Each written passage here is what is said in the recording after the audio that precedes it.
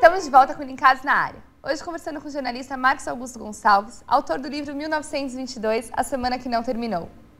Marcos, esse não é o seu primeiro livro que você escreve. A sensação é a mesma? Olha, esse não é o primeiro, mas eu considero ele como o primeiro nessa categoria de livro, sabe? Porque o primeiro que eu fiz foi um livro em parceria com a Heloísa Buarque de Holanda, que era minha orientadora de mestrado sobre a cultura dos anos 60. O segundo foi um livro que eu fiz em comemoração aos 50 anos da Ilustrada, o caderno de cultura da Folha, que eu reuni muitos artigos, ele tinha um caráter um pouco de um almanaque, tinha uma parte histórica também muito legal. Mas ele era um livro também muito colado a uma efeméride, a uma questão do jornal, né, da Folha, enfim. Claro que uma questão mais ampla, mas... E esse é um livro que foi para, sabe, um livro que foi para as livrarias já com uma outra pegada, com uma outra... Enfim, todos foram legais de fazer. Numa crítica feita pela revista Veja, a jornalista diz que seu livro, de certa forma, desconstrói o mito que foi a Semana de 22. Esse era o seu objetivo? Assim, não desconstruir o mito, assim, com tanta... Mas era o meu objetivo, sim. O meu objetivo era relativizar, fragilizar algumas versões que foram se consolidando, se sedimentando e se mitificando.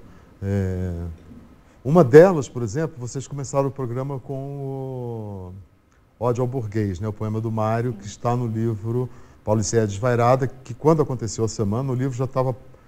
Os poemas já estavam prontos, mas o livro ainda não havia sido lançado, né? O livro foi lançado logo depois da semana.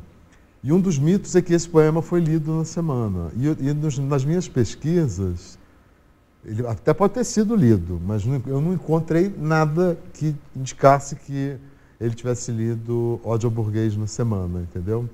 E como é um poema muito político, enfim, ele é sempre muito associado à semana, mas não tem uma prova, eu pelo menos não achei uma prova que eu pudesse falar, olha, foi lido esse poema na semana. Ninguém faz referência. Você já chegou a passar noites em claro para escrever esse livro? Noites em claro, não sei se eu cheguei a passar, mas trabalhei bastante. Marcos, agora a gente vai fazer eu já estou velho para passar muitas noites em claro, sabe? Eu capoto, não tem jeito. Agora a gente vai fazer um ping-pong com você. Marcos, um pintor. De 22, a Anitta de 22, eu acho. A Anitta daqueles trabalhos ali. Acho uma grande pintora. Gosto muito da Tarsila também, enfim. Gosto muito dos impressionistas franceses, gosto do Velázquez enormemente.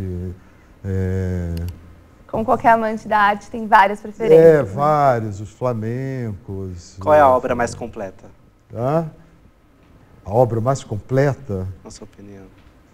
A obra da vida, né, da existência. Uma estética. Livre.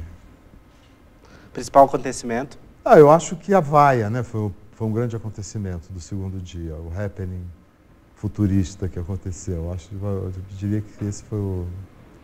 Porque todo mundo queria que tivesse uma vaia, tivesse essa confusão. No primeiro dia não teve, no segundo teve. Um privilégio.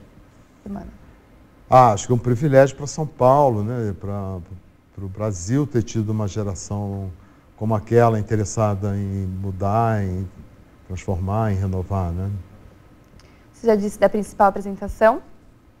Principal apresentação, eu acho que o Vila Lobos, viu? Principal apresentação. E a maior revelação? A maior revelação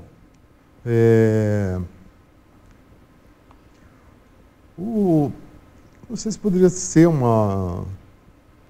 Se poderia dizer que era uma revelação, porque muita coisa já havia acontecido ali, né? Mas talvez o Brecheret tenha sido, não sei. A nossa última pergunta do Twitter com o Pedro. A Semana de 22 foi um movimento cultural e que gerou alguns impactos no comportamento do brasileiro e tal. Quero saber se você tem outro exemplo de manifestação, de algum show, de algum evento cultural que aconteceu no Brasil depois da Semana de 22, que também provocou essa mudança ou algum impacto na sociedade brasileira. Eu acho assim, a semana ela é um marco, mas não foi ela que mudou, entendeu? Depois teve um processo de mudança. Ela é, digamos, o grito, a buzina do... sai da frente que aí vem gente, entendeu? De um processo que vai mudando, né?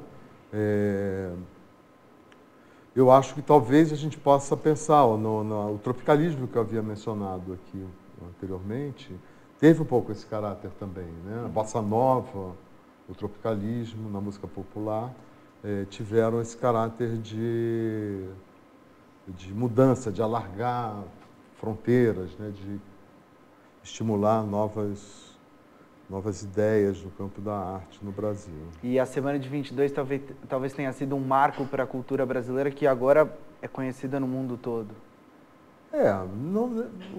Foi um marco no processo de modernização da cultura brasileira, de atualização, de conexão do Brasil com as coisas que estavam acontecendo no mundo.